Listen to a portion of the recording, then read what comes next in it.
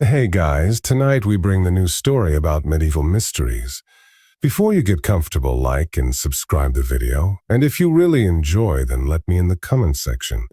For centuries, Europe's castles, monasteries, and forgotten villages have stood like silent witnesses. Behind ivy-covered walls lie puzzles historians have chased for generations. Whispers of vanished people, cryptic writings, hoards of gold swallowed by mud and time. The Middle Ages were not only an age of knights and cathedrals, but also of secrets locked tight by superstition, war, and decay. In recent years, new tools, from ground-penetrating radar to AI that reads fated scripts, have flung open doors that once seemed permanently sealed. Buried skeletons speak again through DNA. Parchment scrawls regain their words through multispectral light. Each solved riddle reshapes our picture of the past. What follows are true stories of mysteries once dismissed as legends, now illuminated by scholarship and science. On a mist-laden morning in North Yorkshire, the ruins of Byland Abbey rise from fields like ribs of an ancient beast. Sheep graze where choirs once sang. For centuries, visitors puzzled over an enduring legend. Sometime in the late 14th century, a group of Byland's monks supposedly disappeared without trace. Chronicles mentioned a brethren who walked into the fog and returned not, but gave no reason. Local folklore embroidered the tale. Demons, fairies, even a hidden tunnel leading to the underworld. For decades, scholars dismissed the tale as pious exaggeration. Yet in 2018, a small team from the University of York returned to Byland armed with technology undreamed of by the Abbey's builders. Their goal was humble: map the subsoil for foundations of lost outbuildings. What they found was stranger. The ground-penetrating radar revealed a long, brick-lined passage running from the main dormitory toward the nearby forest, ending in a collapsed chamber. When archaeologists cleared the rubble, they uncovered human remains, 12 individuals still roped, lying in a neat row. Radiocarbon dating placed them exactly in the period when the monks had walked into the fog. But who were they, and why buried in secret? DNA analysis showed they were related only distantly, typical for monastic communities. More surprising were lesions on their skulls and spines, suggesting blunt trauma. A forensic osteologist proposed a chilling hypothesis: these men had been executed. Historical sleuthing provided context. In 1381, the Peasants' Revolt convulsed England. Records from nearby Helmsley mention a seditious cell at Byland accused of hiding rebels. Perhaps the monks had harbored fugitives, angering both crown and abbey leadership. Executions may have been carried out quietly, their victims sealed underground to avoid scandal. Corroborating evidence came from a fragmentary parchment discovered in York Minster's library. Written by an anxious prior, it described a brethren whose counsel turned from obedience and ordered their perpetual silence. Scholars believe this euphemism veiled their death. The discovery transformed a fireside ghost tale into a window on medieval politics, a moment when piety, fear, and royal vengeance converge beneath abbey floors. Today, visitors can stand near the reopened chamber, a plaque explaining that the vanished monks are no longer myth but witnesses to turbulence carved out of stone. For nearly 600 years, Parisian lore spoke of a shadowed horseman who haunted the Isle de la Cité. Manuscripts from the 1430s call him Le Chevalier Noir, the Black Knight, a figure said to have defended the bridges at night, then vanished during the siege of 1436. Some treated him as a heroic phantom protecting citizens from marauders. Others whispered that he was an assassin in royal pay. No chronicle agreed on his origin or his fate. A phantom in the archives. In 2022, researchers at the Bibliothèque Nationale de France began a digital survey of little-studied municipal ledgers. Among brittle parchment rolls, they found an entry noting a Jean de Montfaucon, homme d'armes noir, paid from the city treasury for his services nocturnes de guet. The handwriting placed it in 1435, precisely when the mysterious writer appeared in popular songs. The name was familiar only to scholars of minor Burgundian families. Montfaucon, it turned out, had once served as a page to Duke Philip the Good before being dismissed under suspicion of espionage. Afterward, he disappears from ducal accounts until the Paris ledger resurrected him. Excavating a legend meanwhile, urban archaeologists restoring the Ponto Change uncovered a leather gauntlet and a corroded dagger wedged behind a pier. The dagger's hilt bore the Montfaucon arms, 3 ravens etched beneath a crescent moon. Metallurgic testing dated the blade to the early 15th century, its alloy matching Burgundian forges. Forensic analysis showed microscopic traces of tar, suggesting it had once been black-coated to avoid glinting in torchlight. Piecing the evidence together, historians propose that Jean de Montfaucon had reinvented himself in Paris as a clandestine sentinel hired by the Prévôt to patrol the riverfront against thieves and English spies during the final phase of the 100 Years' War. His sobriquet, Black Knight, likely derived from his tarred equipment and preference for night duty.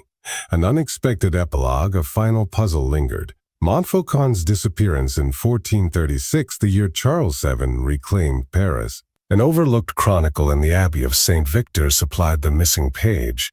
It recorded the burial of a noble knight, struck by bolt while guarding the bridge, laid to rest without ceremony lest the enemy rejoice. Beside the text lay a charcoal sketch of a man in dark mail slumped beside a destrier. DNA retrieved from the gauntlet's inner lining was compared to descendants of the Montfaucon line still living in Burgundy. The match was decisive. At long last, the Black Knight stood revealed not as wraith or traitor, but as a flesh-and-blood guardian whose loyalty cost him his life. Today, visitors who stroll across the modern Ponto Change can pause at a modest bronze plaque, installed only last year, honoring Jean de Montfaucon, the once nameless protector of Parisian night. Few stories from England's Middle Ages are as tantalizing as the disappearance of King John's royal baggage train in 1216. According to chroniclers, while fleeing advancing French forces and rebellious barons, the king's convoy drowned in the quicksands of the Wash, a bleak estuary on England's east coast. Jewels, gold plate, and even the royal regalia were said to have been swallowed by the tides. For 8 centuries, prospectors searched the mudflats. None returned with anything more than stray coins, fueling speculation that the treasure had never existed. Following the river's ghost in 2021, a collaboration between the University of Lincoln and a team of geomorphologists mapped the Wash using LiDAR and sediment coring. They discovered traces of a lost medieval river course. The old well stream, now buried under silt. Computer models suggested that in the autumn of 1216, a heavy storm might have forced John's wagons onto a temporary causeway across this channel. When divers examined a narrow trench revealed by low tides, they located timber fragments reinforced with iron, consistent with the chassis of a 13th century cart. Gold in the gloom encouraged archaeologists launched a careful excavation during the next spring's low-water window. They unearthed a scattering of fittings, copper-gilt harness mounts, silver buttons, and a crushed reliquary set with tiny garnets. Most dramatic was a fragment of a heavy chain, thick as a man's thumb, encrusted with barnacles yet gleaming faintly beneath. Metallurgical study confirmed 22-karat gold, worked in a style reserved for royal ornaments. The media dubbed it a John's chain, but historians were cautious. Was it truly part of the lost regalia or merely a nobleman's adornment? A breakthrough came when X-ray fluorescence revealed a peculiar alloy, identical to that used in King John's surviving Great Seal matrix. Shadows in the Chronicle New Light also fell on a little red manuscript in Worcester Cathedral, a monk's diary describing our Lord's loss of coffers between the tides where the sands did eat the wagons. He mentions 3 coffers of gold and charters beyond price. That phrase, charters beyond price, hints the convoy also carried legal documents vital to the kingdom, possibly even early drafts of Magna Carta revisions. Rewriting and ending, although the Wash has not yielded every casket, the finds have shifted scholarship. Rather than a legend born of royal embarrassment, the lost treasure appears to have been a real catastrophe that may have hastened John's death from fever a week later. Plans are underway for a protected marine reserve around the site so future digs can proceed without risk from shifting sands. Today at King's Lynn Museum, visitors can view the reliquary and card fragments. They are humble pieces, yet they speak volumes. proof that the tide of history sometimes hides, but never entirely erases the truth. When restorers pried open the oak door of a forgotten crypt beneath the ruined priory of Sinclair near Avignon, they expected dusty coffins, not the strange sight that awaited them. Lying on a bier was the skeleton of a woman, her skull enclosed in a corroded iron hood fixed with tiny bronze rivets. For decades, rumors of a lady in the mask had circulated among locals, mixed with tales of sorcery and plague. The odd burial was first noted in an 1890 inventory, but the chamber had remained sealed until conservation teams entered in 2023. A puzzle of metal and bone specialists carefully removed the rusted cage. CT scans revealed that the amaska was in fact a lattice of wrought iron, lined with remnants of silk padding. The cranium beneath showed no trauma, but the jaw was held closed by a locking plate, as if to silence speech even after death. Analysis of the bones gave more clues. The woman had been about 30, tall and well-nourished. Traces of mercury and lead in her hair suggested she had worked with pigments or cosmetics. Voices from the records archivists combed through court rolls and convent annals. A 14th century papal register mentioned a certain Isabeau de Montreuil, a talented illuminator accused of a forbidden arts after adding veiled political satires to prayer books. She disappeared after a secret trial in 1362. Nearby, a parchment charter recorded the priory receiving a penitent sister to remain in perpetual enclosure with her face guarded, reconstructing a life by cross-referencing handwriting on surviving manuscripts with marginal sketches found in the St. Clair scriptorium. Experts matched Isabeau's lively drawing style. Hares in scholars' caps, angels rolling their eyes. She had been both gifted and daring, perhaps too daring for a turbulent Avignon, where rival popes and factions watched each other for heresy. The iron hood, rather than a torture device, was likely a form of humiliating restraint, meant to render her anonymous and prevent her from speaking or singing. When she died, probably of fever, the nuns entombed her in situ, leaving her secret intact. A restored name in 2024, the priory opened a small exhibition, the reconstructed lattice mask, Isabeau's attributed miniatures, and a plaque that reads, "Here lies Isabeau de Montreuil, c. 1330-1362, illuminator, satirist, and silent sister. Her voice was stilled, but her art endures." The case of the woman in the iron mask reminds us that censorship is not a modern invention. It also shows how painstaking scholarship can return humanity to those the past tried to erase. Among the holdings of an Icelandic farmhouse museum lay a brittle sheaf of parchment, catalogued simply as Old Sea Chart. For years it drew little notice, dismissed as a crude 17th century copy, yet faint runes along its margins hinted at something older. In 2023, conservators digitizing Nordic archives subjected the piece to multispectral imaging. Under infrared, a ghostly coastline emerged. Greenland, Baffin Island, and, most startling of all, a portion of North America drawn with uncanny accuracy. Across its top, a caption read, "A land found by Leifr, son of Eirik, west beyond the storm seas. From saga to science, the Vinland sagas long described Norse voyages to a rich western shore, but debate raged over whether they were myth or garbled memories." The newly revealed map gave hard evidence that 11th century Icelanders possessed charted knowledge of those routes. Radiocarbon dating of the vellum fixed it to C. 1070C pigment analysis showed iron gall ink laced with volcanic ash, a recipe matching the used at the monastery of Thingara. Decoding the margins, rhenologists deciphered notations recording distances in Diger. Day sail units between headlands. A sketch of a timber hall marked a Leifr's booth aligned precisely with excavated longhouses at Alonso's and Meadows, Newfoundland. A final annotation puzzled scholars. A keep hidden from kings lest trade be lost. It suggested the chart was meant for a tight circle of navigators, protecting access to lucrative furs and hardwoods in the new land. A long journey home, tracing the parchment's wanderings, revealed that it had been bound inside a 15th century Icelandic sermon book. Later sold to Danish merchants, then tucked among farm papers in the 1800s. That accidental camouflage likely saved it from ecclesiastical censors who frowned on unorthodox histories.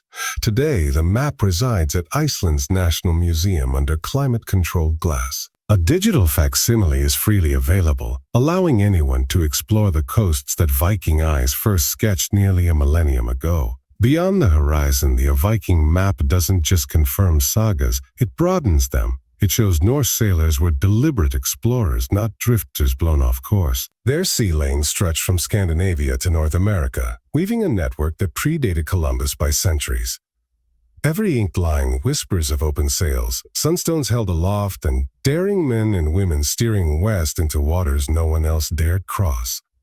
The stories of Byland's vanished monks, the Black Knight of Paris, King John's sunken hoard, Isabeau in her iron hood, and the map that traced Viking sails across an ocean share a quiet truth. The Middle Ages were never frozen in time. They were alive with experiments, bold journeys, dangerous ideas, and people whose lives were every bit as vivid as our own. For centuries, these fragments lay hidden under soil, behind stone, or inside fading ink. Only with patience and new tools, lasers sweeping walls, algorithms reading crumbled parchment, divers recovering relics from tides, have we been able to recover them. Each solved puzzle sharpens our picture of the past while reminding us how much remains just beyond reach. What links these revelations is not only technology but also collaboration. Historians, chemists, geologists, divers, geneticists, even craftspeople who still hammer iron or mix pigments the old way, now work side by side. Their combined insight turns rumors into records,